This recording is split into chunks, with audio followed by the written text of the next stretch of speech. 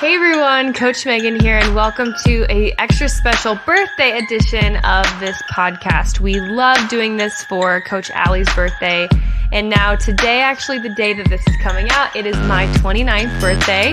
I've been telling everyone it is like the least exciting birthday in terms of numbers, so I make it exciting because it's like almost 30, you're past 25, and I really just wanted to take today to reflect on some of the big things that I have learned in my 28th year. There have been some huge things. We reached a brand new benchmark in terms of revenue in our company at Powerhouse Pageantry. I've reached some new benchmarks relationally as I am engaged at the time of this recording and getting married in 3 months. I'm so excited. Met the love of my life, got engaged, all these things in the last year, and really just felt like I grew internally in leaps and bounds and completed really a healing season that I've been in and truly got to launch into a growth and scaling season. And so I just kind of want to peel back the layers for you guys today and talk very like Mama Megan style with you all about my perspective, kind of what's been going on in my world, and relating this hopefully to you guys in a way that can encourage you in the current season that you're in. So thanks for hanging out with me on my birthday. And all of my clients have been just so wonderful and gracious, as they always are, and have been celebrating with me. And we're just really excited. So I always think, like, why not make the days about you that are supposed to be. And so like I always go really all out for birthdays for my loved ones. Like Landon, it was like birth week pretty much, especially if your birthday falls on the day of, like a Tuesday, which ironically both Landon's and I did this year, which is our date night. So that's kind of fun because we didn't have to make any other special plans in terms of a different day. We already kind of had it all worked out. So that was really beautiful. I wrote down 4 things today on my ledger, if you will, that I want to go over. And like I said, they've been really internal. And I feel like, of course, like we have growth every single year. But I hope that I can continue on as I ride on into 30 years old. I hope that I can continue on the trajectory that I did this past year. And you know what? Leading into number 1, actually, is allowing yourself to be proud of yourself is something that I have really worked on in this last year. And there's 3 parts to this. So allowing yourself to be proud of yourself, to be loved fully, and to be celebrated. Those are 3 things inside of number 1 that I really want to encourage you guys in today. I think sometimes the catch-22 of being a really high achiever is that you at the same time don't ever pause to stop and say, like, I did that. We're doing actually an I did that challenge in the Inner Circle this month, or next month. I can't remember. So I just probably ruined the surprise. But we're doing that challenge because like similar things will come up in several people that I'm coaching. And then usually what will happen is when I notice a pattern, I'll create a framework around it so that we can create like a unanimous, rule is the wrong word because I hate rules, but unanimous system that can work for everybody, right? And one of those things that I noticed was the fact that our girls were terrible at being proud of themselves. And I would just ask the question, like, when's the last time you slowed down and took yourself out for a massage or got a facial or wrote down what you did that was great? And darn near everybody just starts crying, to be honest. And I had a breakdown a couple weeks ago with Landon when I was just really stressed out. We just finished our funnel. Allie and I are so excited. We've literally been working on this thing for 4 months, 50 new products. Like it was a ton of work. Like I've been telling everybody, it literally felt like I was growing a baby inside of me, and now it's finally out and we're so excited, and it's going to be able to provide so many resources for you guys for free or for an extremely low cost. And we've kind of taken what normally only our high ticket clients will have access to, and we've segmented them out into 50 different levels so that you guys can have access to that. And we're now, the machine is built and we can just keep adding products, kind of in that really low to mid range so that anybody can buy them. And anyways, that was a roundabout. But with that, when this was done, I'm recording this on a Thursday right now. And it was Monday of this week when I no longer had to create some of those products, and I didn't have those tabs open in my brain. And maybe this relates to you when you get done with a major event, or you get done with the pageant, you get done planning something, you graduate, you get done with, preparing all the food for the holidays, whatever that is for you. And you turn that page, it's almost eerie sometimes when you're not just so busy that you're spinning your wheels, right? We get so used to spinning our wheels at 300 miles an hour that when we finally slow down, and when we finally realize that we've been living life at 300 miles an hour, it's really uncomfortable to learn how to take self-care and how to rest. I know for me, that's another thing that I've learned is how to take care of myself, and that what it looks like is still being active. I have to keep my hands busy, with something. So I like puzzles. I like diamond painting. I'm doing right now. I'm painting my house. I'm finding little hobbies. I'm planting. I'm finding little things that I can keep myself busy with to relax and kind of slow down my brain, massage my brain a little bit. And I used to be absolutely terrible at that. Granted, I also was living, when I was growing my company, I constantly felt like I was in a place of depletion and just hoping that I would make enough money to not have to get a second job again. That's where I was for a long time, 3 or 4 years actually, which you'd never know. But that's really the situation, just hoping that I had enough money, until really a little bit before I became Miss Nebraska USA, probably 6 months to a year before that. Yeah, that'd be about a year before that, because I've been three years in. So all that to say, allow yourself to be loved, celebrated, and proud of yourself. That's number one. I promise you that when you're able to do that, you learn so much about yourself, because you realize that not everything's about accomplishments. Not everything is about just getting to the next rung in the ladder. And while winning is super important and winning is fun, and it provides and produces adrenaline and a sense of accomplishment, a sense of self-worth, your self-worth, your actual self-worth, cannot be found there, or else you're going to be severely disappointed when crap hits the fan or something happens where you can't work at the speed that you're used to.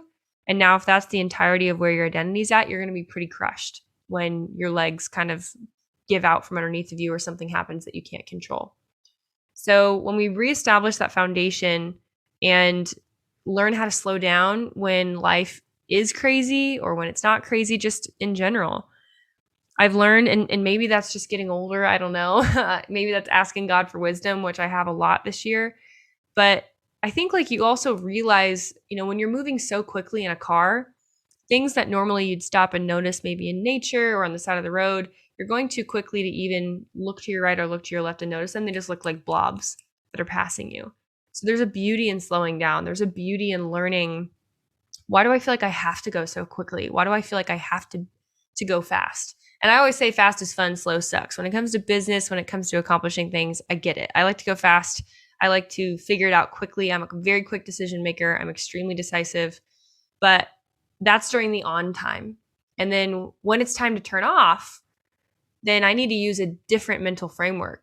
I need to learn how to let my brain be slow and to process and to absorb. Because if you're going fast, you can't be in absorbing mode. You can't be in learning mode. You can't be in growing mode, right? Those are two kind of different ends of the spectrum. So that's one thing that I've learned. The second thing that I've learned this year in my 28th year is truly the meaning of grace. Not everything went perfectly this year. I've gone through a lot this year. Lannon's family's gone through a lot. My family's gone through a lot. And I've learned that inside of the perfect grace and the love of God, we don't have to be ruled by self-effort. And that's what's so beautiful, is that God doesn't judge us based off of our accomplishments.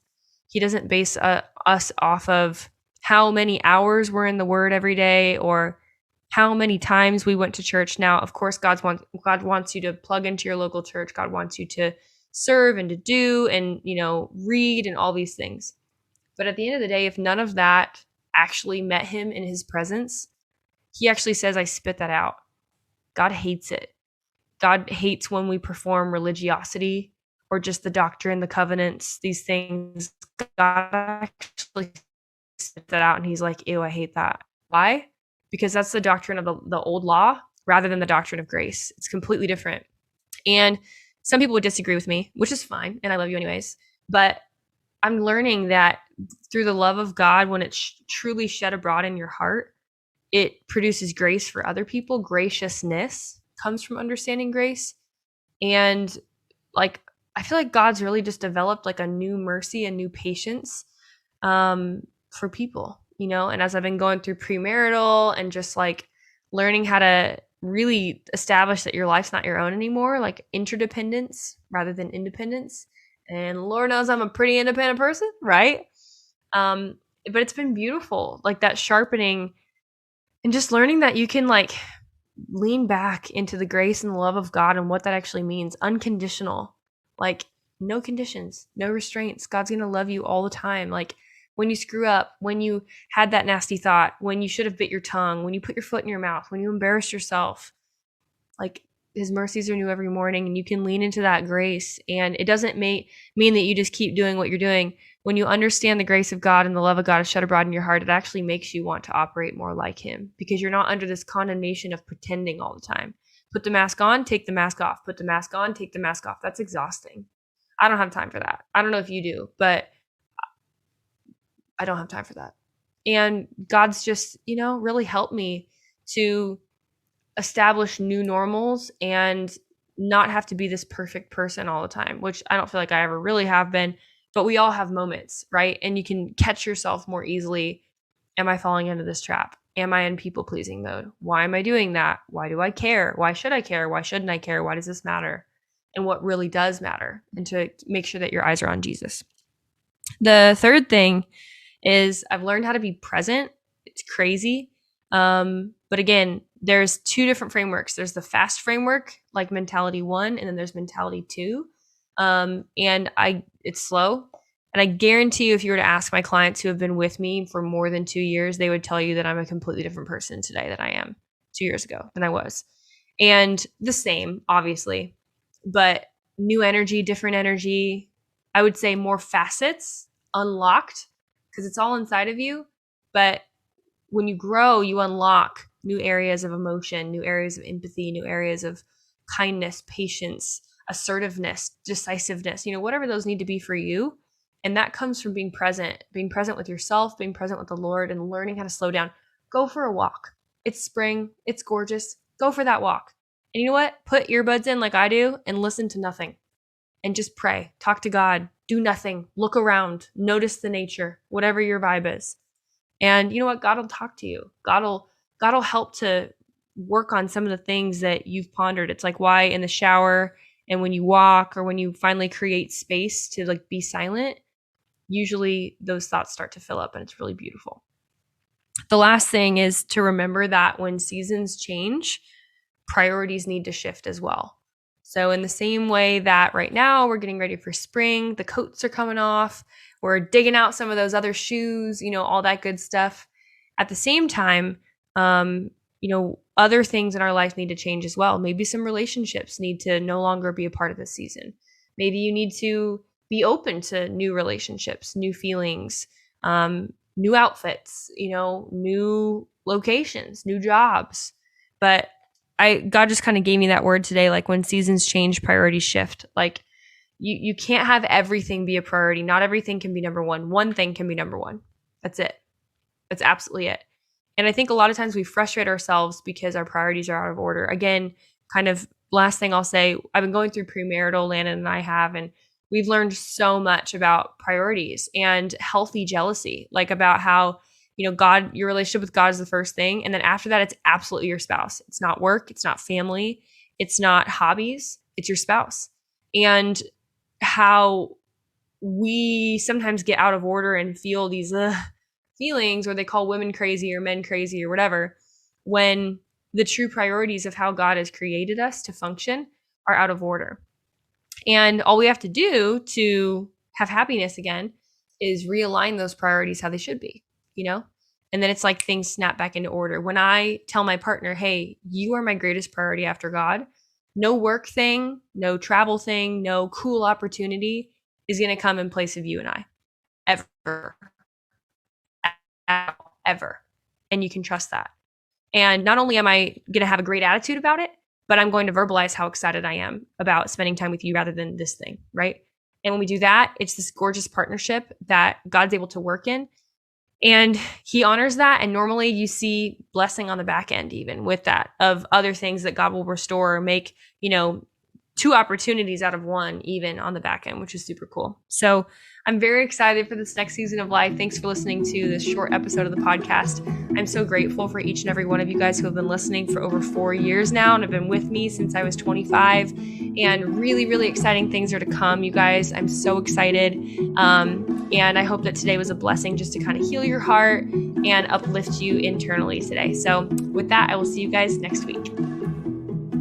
Hey guys, Coach Megan here, and thank you so much for listening to this episode of the Powerhouse Podcast. We're so honored to have you wherever you are, near or far away from the great metropolis of Omaha, Nebraska, where we are from. We are so proud to be your virtual coaches. If you could just share this with a friend that you feel like needs to hear this today, give us a 5-star review if you haven't already, and click that link below in our show notes. We promise we are the nicest people. We are the nicest people, we promise, and we'd love to meet you, and we'd love to figure out if you're a good fit for our programs or make a suggestion for a different coach, different consultant, different person that's a professional in their field that can help you.